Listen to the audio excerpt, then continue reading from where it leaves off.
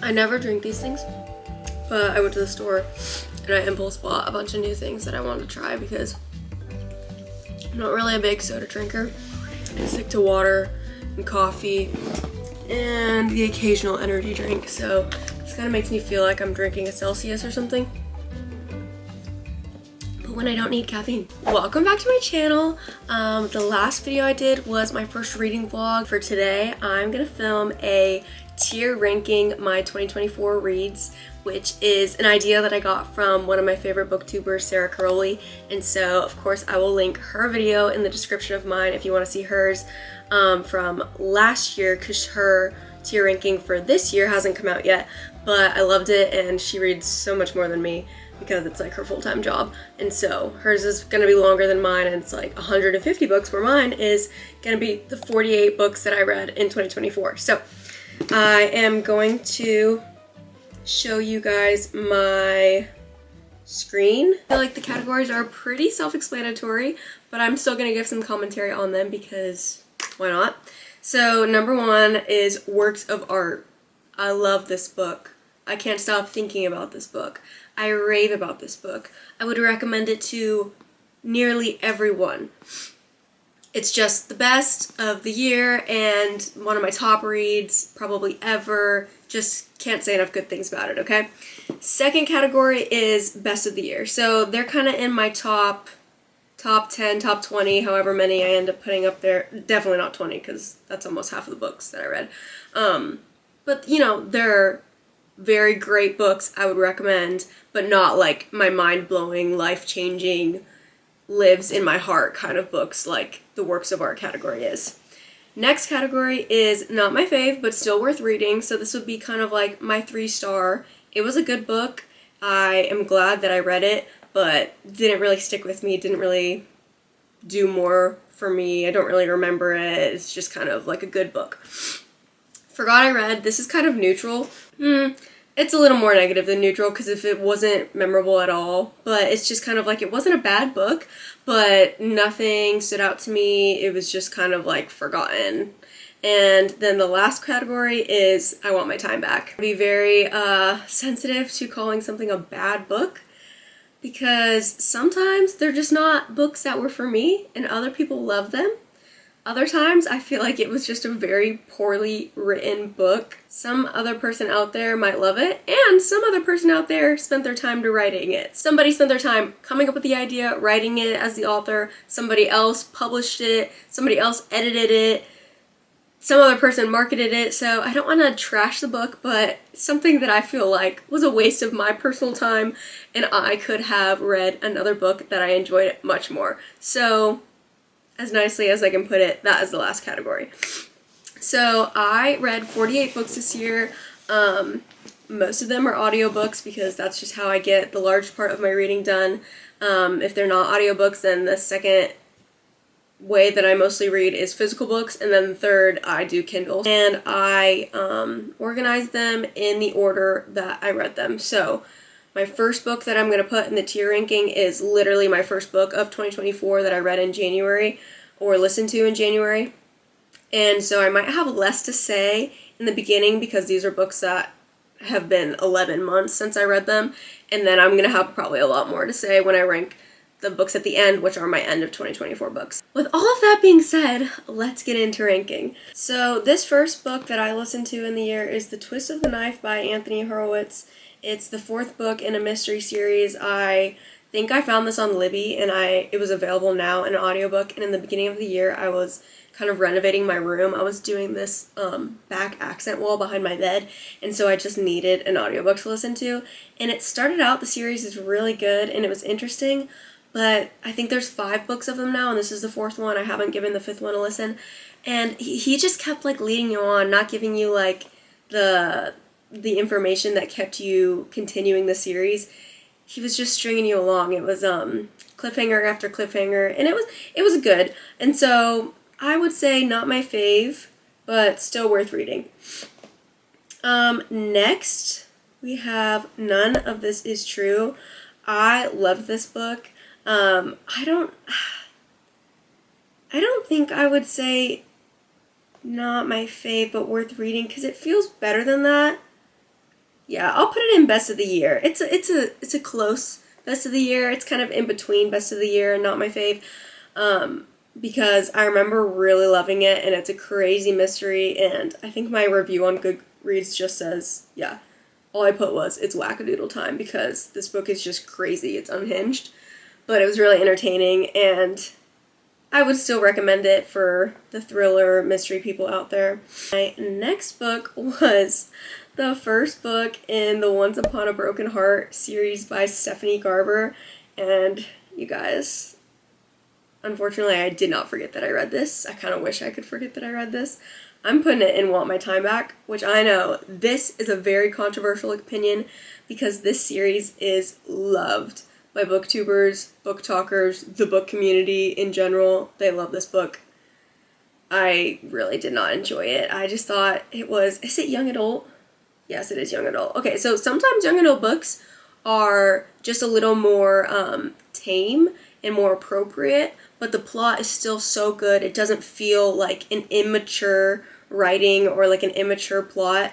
It just feels more innocent and more appropriate, which I love that. I love when there's not a ton of explicit things, whether that be romance or violence or anything like that, in young adult books. So I'm not against young adult books at all, but this one felt so silly. Like, it's kind of a play off of a fairy tale kind of series, and it just felt like a children's book, you guys. I was not about it. I listened to it on audiobook, so that could have affected it. Sometimes I find that listening to things on audiobook, I don't love them as much because it feels sillier hearing it in my head than reading it, if that makes sense. Like, having someone be like, oh yeah, the Prince of Hearts or whatever, in my head feels a little cringier than probably if I just read it in my head. So anyways, I know this is controversial. I'm probably going to get some hate for putting this in the bad category, but I just didn't love it.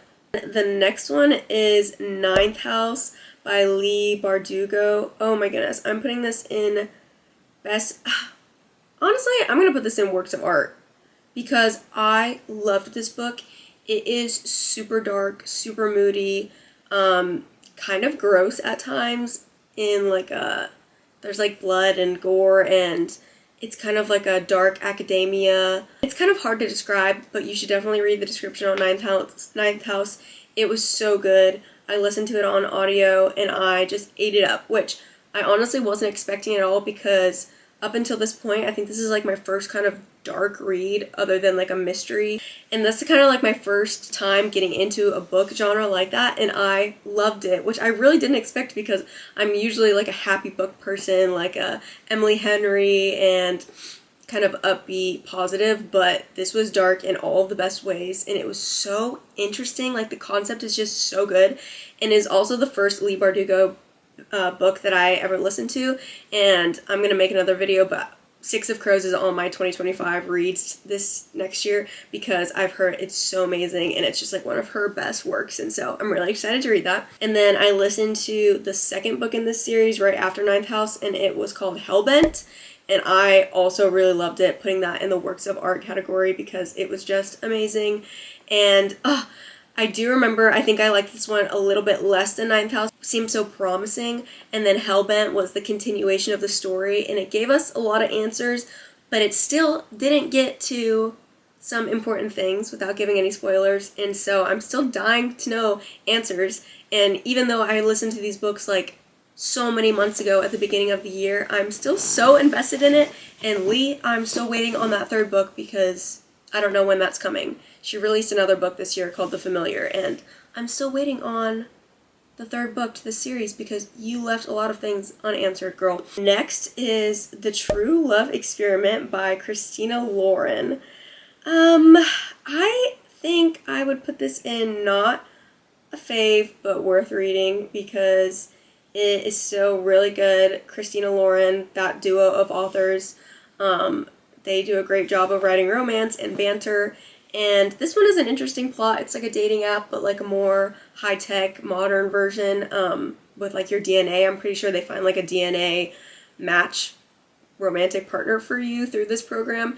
And so it was a really interesting concept, and that definitely made me enjoy it more. Not my favorite romance of the year for sure, but definitely would recommend. Next is Same Time Next Summer by Annabelle Monaghan. I'm putting that in the Forgot I Read category. I'm pretty sure that's how you say her name. Annabelle Monaghan. Or Monaghan. Sorry. Whatever way. But I literally just don't remember anything about this book. I listened to it again, and it just, I think it was not bad. Oh, I gave it 4 stars on Goodreads. It's probably be more of a 3 star since I remember literally nothing about it. It was, nothing really stood out to me. It was a good romance. Like, it wasn't cheesy. It was cute, good banter, good relationships, good female and male main characters. But I'm pretty sure nothing about it was wowing to me. So I'm going to put that in the Forgot I Read category, which I also know is controversial because people love Annabelle Monaghan, and she is a really good writer, but this one just didn't stand out for me. Next, we have Divine Rivals. I really loved this book. I would probably put it in not a fave, but worth reading because it was really good, and kind of how I described Once Upon a Broken Heart, how this one is young adult, but it had really great qualities and concept to it where it didn't feel young adult, it just felt sweet. And so it's a really good concept. I think I just put it in, I gave it 4 stars on Goodreads, but it's just not, it wasn't good enough to call it best of the year for me. But I definitely would still recommend it because it's a really good fantasy plot and I liked it. It was very unique. Not good enough to make it to the top 2 categories. And then next I have Just My Type by Fallon Ballard. I literally forgot I read this, so I'm going to put this here. I gave this one 3 stars. It was just, again, I think I was looking for a romance audiobook. I found it on Libby, available now, or on Spotify Premium. I gave it a listen, and it was not bad. A cute romance, I'm pretty sure, but just not anything special. Out on a Limb by Hannah Bonham Young, and this one was really sweet. I think I'm going to put this in, I'll put this on in best of the year. I need to be more generous and give more compliments because this one was really good. It was really sweet. It's a very interesting concept and definitely unique in the romance genre. There's 2 disabled main characters, and so the female main character has an irregularity with her hand, and then the male main character is missing like the bottom part of his leg, and it's kind of something like both of their disabilities you don't really notice about them right when you see them. Read the description before you read it because I don't want you to be caught off guard by any of the tropes in the romance. You'll understand what I'm saying if you give it a read in the description, but I really liked it. I remember thinking it was very sweet and kind of different than other romance books that I read, and so I would definitely recommend. We have Turtles All the Way Down by John Green. Guys, we're putting this down here. I was so excited to read a John Green book. I've never read a John Green book, but I'm so familiar with his work. Of course, like The Fault in Our Stars, Looking for Alaska. He's just a legend. This book drove me crazy. It's about a girl with very severe health anxiety, so basically anytime she gets a paper cut or anything like that, she thinks she's going to die because there's germs in her cut and all this stuff. And I liked the concept of it and the direction that John Green was trying to go, but it fell so flat to me because it was so annoying to have to read all of her thoughts. And there was not really much like character progression, character arc. She didn't really get better, if I remember. So I gave that 2 stars. Really wish I could get my time back because I did not enjoy that at all. Next is The Roughest Draft by Emily Wimberly and Austin. Oh, I'm not even going to try to say his last name. But I gave this 2 stars, and I'm pretty sure I did not like this at all. I kind of forgot a lot about it, but I do remember it not being super neutral. I remember that I didn't love it, so we're putting that in there. It was another romance, and it was like 2 writers working on a collaboration book. It was a cute concept, kind of like Book Lovers or Beach Read. It was like 2 writers, and they had a lot of success in their books together, but then they had a falling out, and so then like their publisher wants them to write another book, and they are not on good terms, and so they go to collaborate in the book together. I feel like it had a lot of promising elements to it too, but I don't remember quite why it felt so bad for me, but 2 stars on Goodreads is pretty low for me, so I'm going to trust myself from the past and put it down in the want my time back category. Okay, next we have A Court of Wings and Ruin. I am going to put this in not my fave, but worth reading. I finally finished the ACOTAR series in 2024. I started it in 2023. So A Court of Wings and Ruin just bored me to death, to be honest. It's a lot of the politics of the fantasy and a lot of the war going on, and I was just really bored the entire time, to be honest. So I'm putting that in not a fave, but worth reading because I still really enjoyed the series overall, and you can't really skip over one of the books in the series. Next, One Day. You guys, I'm putting One Day in works of art because I loved this book. And I know not everyone agrees with me, but I read it on my Kindle because one day the Netflix show came out, and I always try to read a book version first before I watch the adaptation show or movie of the book, because I know once I watch the show or the movie, I'm not going to want to go back and put in all that time to read a book that I already know, like, what the ending is like. So I made myself read this on Kindle, and it just ripped my heart out in the best way. If you know, you know. It is so sweet and so frustrating at the same time. A lot of people don't like it, and I understand why, because it doesn't really give you what you want. It's a very frustrating book. You're like spending the whole book hoping something happens, and then you just kind of get your hopes crushed. But just the emotion in the book and the way that the characters change throughout time, it follows them from like college days into 20 years later, so I guess like into their 40s, and just the paths that their lives take and the seasons that they go through together and their friendship, and I just really loved it so much. And it's not completely like a happy, like amazing book, but you know, sometimes those are the best ones. Next, I read The Unmaking of June Farrow by Adrienne Young.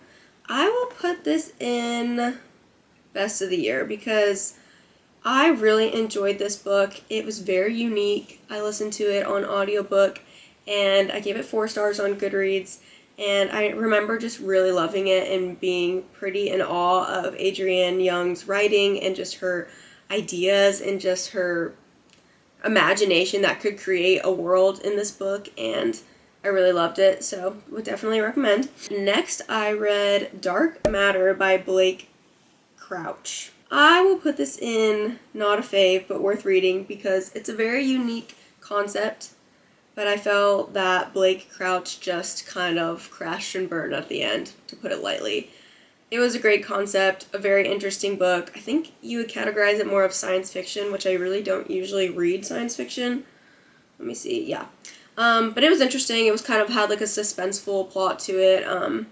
But the ending, they pull you in the whole time for like the reason, or like they have this big question that you're trying to answer, and then the answer to the question ends up being so disappointing. It's like, okay, you had something good and then you kind of ruined it. So that's how I feel about that book. Next, I have The Fury by Alex Michaelides, and he is the legendary author of The Silent Patient, which, fun fact, that is the first book that I read back in 2022 that just re-sparked my love for reading. So he is an author that I will forever be indebted to. Love him, but didn't love this book. I would put it in not a fave, but worth reading because it wasn't horrible, but kind of similar to Dark Matter. He had a good concept. I didn't like the way it ended. It was kind of misleading. It was disappointing. Blah, blah, blah. Mysteries are like that sometimes. It's kind of hard, I think, to have a good mystery that actually leaves your readers, like, jaw on the ground, or like, wow, that was so clever, that was so witty. And so he really did that for me with The Silent Patient, and I think a lot of people agree. A lot of people love The Silent Patient, and a lot of people were disappointed that his, I think this is his 3rd book, because he released The Silent Patient first, then he had The Maidens, which I read last year, and then The Fury came out in 2024, and I think people were pretty disappointed by this, and I kind of was too. Next, we have The Lost Bookshop by Evie Woods. Guys, I'm gonna try not to laugh. I want my time back for this. I can't even explain to you what this book did to me. It was like, oh my goodness. Again, another great concept. A magical bookstore, all these different characters, and how their paths intertwine, why they're connected. You're getting all these points of view. so unrealistic. This girl threw in, I swear, she would like have a thought and just put it into the book. Nothing made sense. It was kind of all over the place. It was a pick for my book club, and I wanted to love it. It was a great concept, but I just really don't understand how so many of her ideas in this book got approved in editing and stuff, because it does not make any sense, I swear. It just trails off so crazy. Next, we have 28 Summers by Elin Hilderbrand. I think this was my first Elin Hilderbrand book that I've ever read, which is crazy because I love her books now. I think I read another one. Yes, I read The Perfect Couple later this year, and I have a few of her other books. I would put it in not a fave, but worth reading. I gave it 4 stars on Goodreads, and it was a good story, but I didn't love the concept right off the bat, but I think, again, it was one of those things where I needed an audiobook and it was available, and so I did like reading it. I wouldn't say it's one of Elin Hilderbrand's best, but it was still a good book, and it was one of those things, again, kind of like One Day. It's 28 Summers, and so you follow these characters from like early adulthood into their old age, and so it was good. Next, we have The Dead Romantics by Ashley Poston. I gave this a 3 stars. I would say I'm going to put this in not a fave, but worth reading, because I really like Ashley Poston's writing, but this one did feel like a little silly to me. It was very cute and clever and a unique concept, but some of the banter was cheesy, and there were just some things about it that I didn't really love. So I'm putting that in the not a fave but worth reading category because Ashley Poston is so amazing. Next, we have First Lie Wins. I'm going to put this in best of the year. I gave it 5 stars on Goodreads, so you'd think I'd be putting it in works of art, but I don't remember it super well, so if I don't remember it super well, I think doesn't deserve to be in the works of art category. But this book was crazy, kind of like None of This Is True, but less like kooky, weird, and more clever, and I really, really loved this. It was super clever, lots of twists. It's a suspenseful book. I would definitely recommend. And also, I do remember saying that there wasn't anything explicit in it, whether that be romance explicit or violence explicit, which is kind of hard to find in a mystery thriller book, suspenseful book. But it didn't make it any less good or any less suspenseful. So I would definitely recommend First Lie Wins. It was also a really good audiobook. Like, the narration was really great. The voice actors killed it. Next, we have Ruthless Vows, which is the second book in the series. It is the sequel to Divine Rivals. Is it a duology or it might be a series? I can't remember if this was an ending and this was just a duology or if Rebecca Ross has more coming out, but either way, this is the second book. I would put it in not a fave but worth reading because I put Divine Rivals in the same category, and I still enjoyed reading that series, but again, it just felt kind of silly. I don't really know what else to say about it. But, oh my gosh, I'm going to get so much hate for this next book. But I read Magnolia Parks, you guys, and that's where it stopped. I did not continue the series because I'm putting this in the I want my time back category, which I know is going to make some of you scream. But I really did not enjoy it, and I really don't understand the hype about it at all.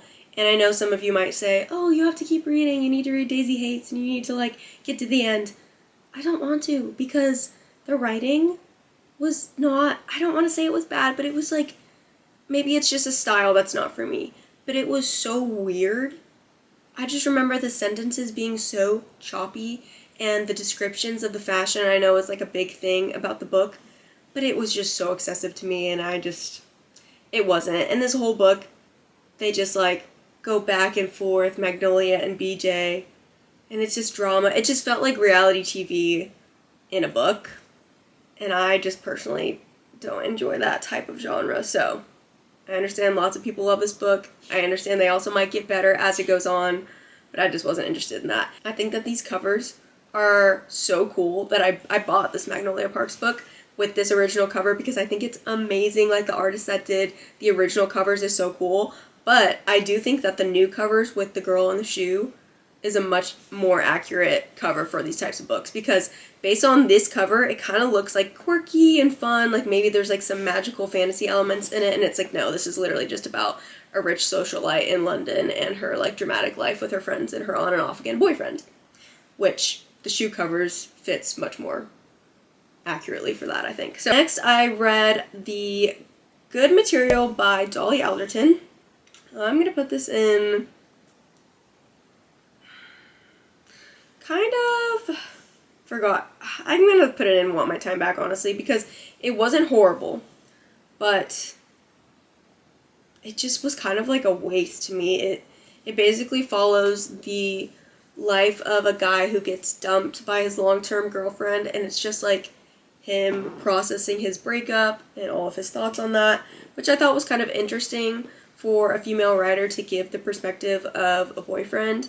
But she kind of made him so unlikable and just kind of made him out to be so dumb and clueless.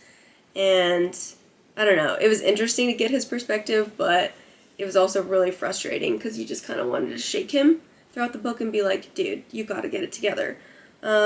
So I just do want to say that it wasn't horrible, but I also wouldn't recommend reading it, and I also didn't forget I read it, so there only leaves one category, and that's the last one. Next, I have Funny Story by Emily Henry.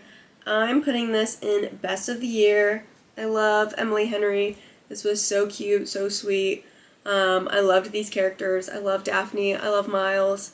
It was so good. I remember this coming out in 2024 and just running to the bookstore to get my copy and eating it up in a few days, because that's just what I do with all of Emily Henry's books. Love her. She's the best. Next, I have You Are a Theologian.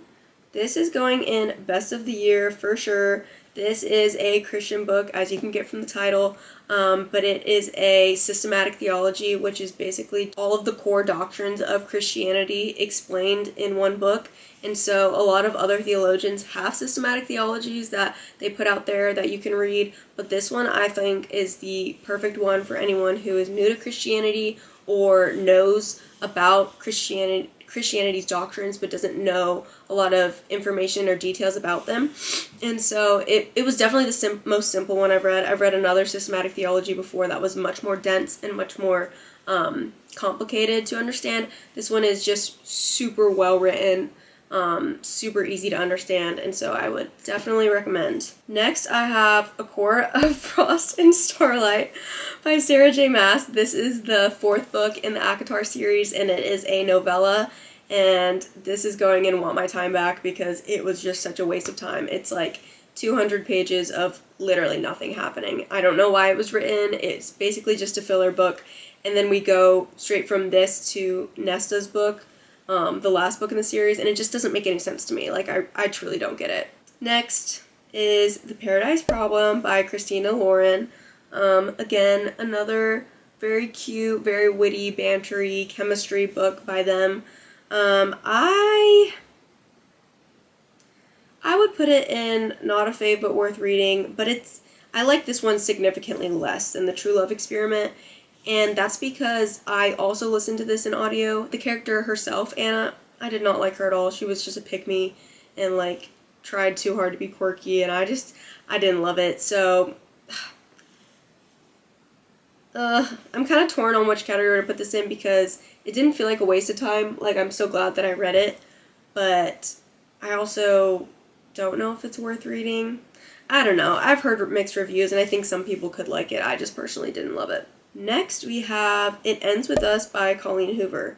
Guys, I am going to be controversial here, and this is going in the works of art. Well, yeah, I'm putting it in works of art because I never read a Colleen Hoover book on purpose because she has a reputation of the types of books that she writes. But I gave this one a chance because the movie adaptation was coming out, and like I said, I always try to read a book before I watch the adaptation, and it was amazing. I loved this book. Like, I don't understand how people hate on this book or how people don't like it, but I thought it was beautiful, and it wasn't at all what Colleen Hoover's reputation is, and so she may have gotten that reputation from other books that she wrote. It was beautiful writing, I felt like. It had an important message about domestic violence and choosing a hard path for yourself that's going to be the best for you and then your children. I thought it was so good. It like inspired me. It made me emotional. I felt so connected to the characters. I thought it was so amazing. Next, I listened to Powerless by Lauren Roberts, and I'm going to put this in, what should I put this in? I'm going to put this in not a fave, but worth reading, because I really enjoyed this series. I'll just go ahead and put Reckless in there too. It's a great series. I really enjoyed it. I loved the characters. I think the concept was kind of a ripoff of a lot of different things. It's like Hunger Games and magic, and like I felt like the author was trying too many tropes and trying to make an original thing, but she didn't come up with an original concept. It's just like pieces of other books together. So didn't love that part. But when you get past the premise in the first book, I think she did a good job of continuing the characters' journeys in the second book, Reckless, and I did really enjoy it. But oh my gosh, you guys, that ending to Reckless, are you kidding me? I was so upset. I got to that end of the book and I was like, jaw on the floor, are you kidding me right now? That is the dumbest thing I've ever read. With all respect. But I'm still going to read the third book, of course, when it comes out in 2025. Next, I have A Court of Silver Flames. I'm putting this in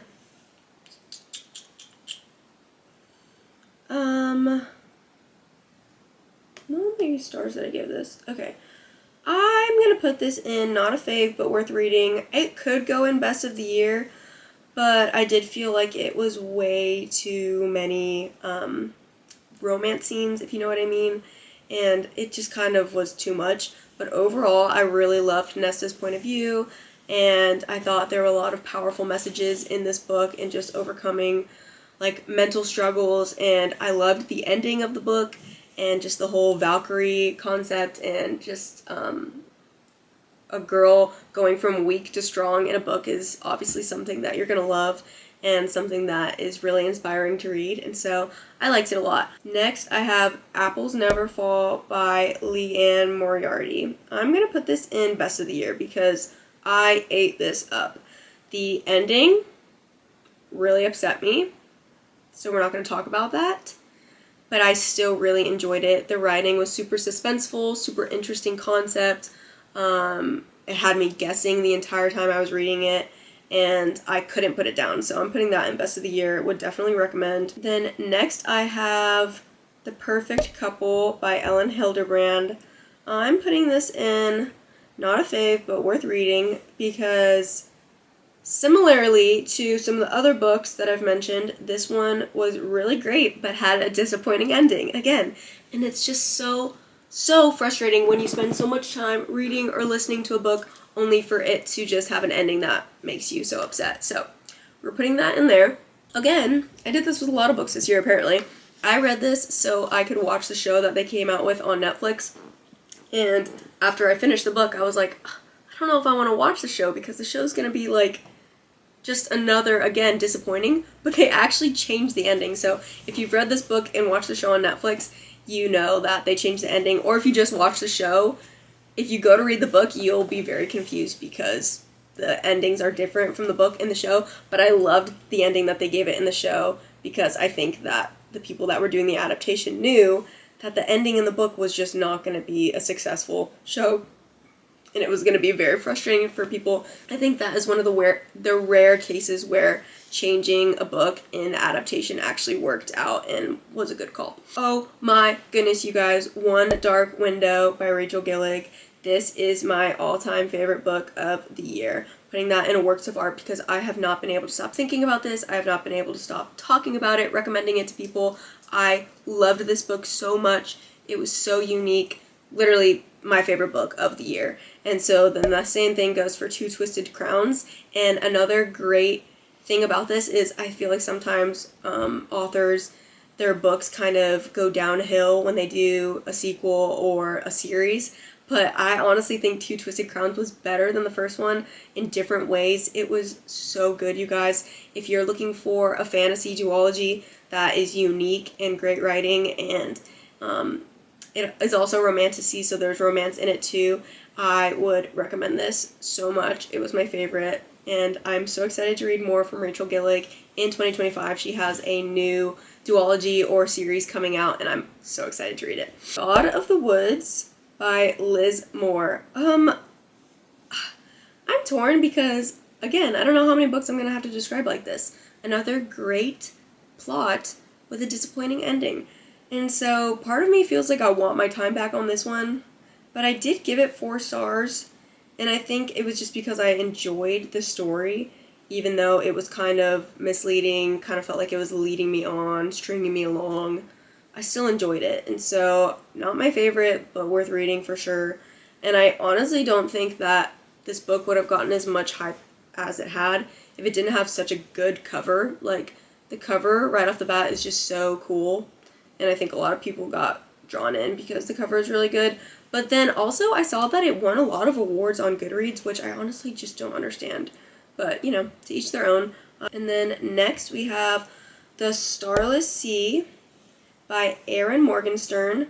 This is going in, I'm going to put this in best of the year because it is so incredible the way that Erin built this world, and the way that I started this on audiobook, literally not knowing what to expect at all.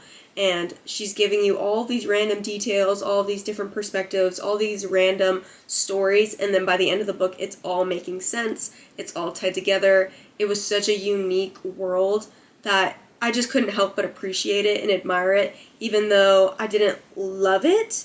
Like, it wasn't like one of the best books I've ever read. I just have to like tip my hat off to her because it was an excellent just book and concept in and of itself, but I didn't really love it. So next we have The Housemaid by Freida McFadden. Believe it or not, this is my first and only Freida McFadden book that I have ever read, and I read that just a few months ago, I think in like October, and I'm going to put this in not a fave, but worth reading because it was really good, great plot, super fast pace, which Freida is famous for, but I didn't love it. Like, it wasn't like, I predicted a lot of the things that happened, and I feel like she's kind of also famous for having you on the edge of your seat and surprising you, and so I think her other books do that pretty well, but this one, for me, I just happened to be able to figure it out. So The Wedding People by Alison Espach. I don't know if that's how she says her name,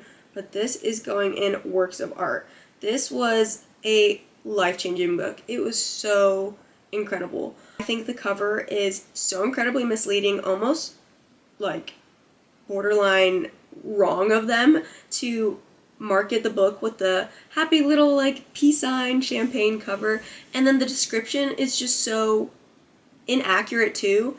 Like, if you look at the cover and then read the description, you will have completely wrong expectations of this book going into it because it's basically not at all what the description says it's about. I think they should make a cover and a description that more accurately portrays what this book is actually about, because more people would be drawn to it for the right reasons. It is so amazing. I basically described it as a coming-of-age novel for a 40-year-old woman, and it's about this woman, and her name is Phoebe, and she is just going through a really hard time, and it's kind of like her rebirth and just restarting her life and deciding who she wants to be and overcoming a lot of fears and sad things that have happened to her and deciding that she's going to create the life that she wants to. It was so inspiring. The writing was beautiful. This author is incredible. I'm definitely going to read more of her books in 2025 because her writing was just exquisite and I really loved it. It was funny. It was kind of dark because there's lots of hard topics in there like suicide and depression and grief, but she just had a way of writing about hard things in a fresh way that I just loved so much, and it was emotional. Like, I felt so connected to Phoebe and the other characters in the book, and I was rooting for her. Like, this book will stick with me for a really long time, so it's going in the works of art. What do I have next? Okay, this summer will be different. I'm gonna put this in not a fave, but worth reading, because I do love Carly Fortune. I like her books. I always look forward to them when she has a new release, and she's had like new releases back to back these past few years. She writes really fun, warm, atmospheric books. Like, her books are always in the summertime and they're always on the beach in Canada, and I really love them. Or on a lake. She has a lake book too. But always near the water, like a coastal area. And I really love her writing. I kind of always know what to expect with hers, but it wasn't like the best. We have If We Were Villains by M.L. Rio. This is gonna go in not a fave, but worth reading, and I'm sorry, I feel like I keep putting all of these books in the same category, but this was a really good concept. Again, kind of disappointed in the ending, but another dark academia, which I liked to do, and I like to diversify my reading, so that was fun to just do something different than some of the other books that I've read. And I liked all the Shakespeare references. It definitely had me like Googling Shakespeare and trying to understand some of the characters' perspectives. And so overall it was very unique. I really liked it. I know a lot of people love this book, but I just didn't think the ending was that revolutionary or noteworthy to me. Next we have The Most Wonderful Crime of the Year. Guys, I've got to put this in. I want my time back. I really did not enjoy this. I wanted to. It is kind of like a Knives Out Christmas mystery romance, but I listened to it on audio and the banter was just bad and the romance was cheesy and it was way too fast-paced. It didn't feel realistic at all that they would be falling for each other as fast as they did.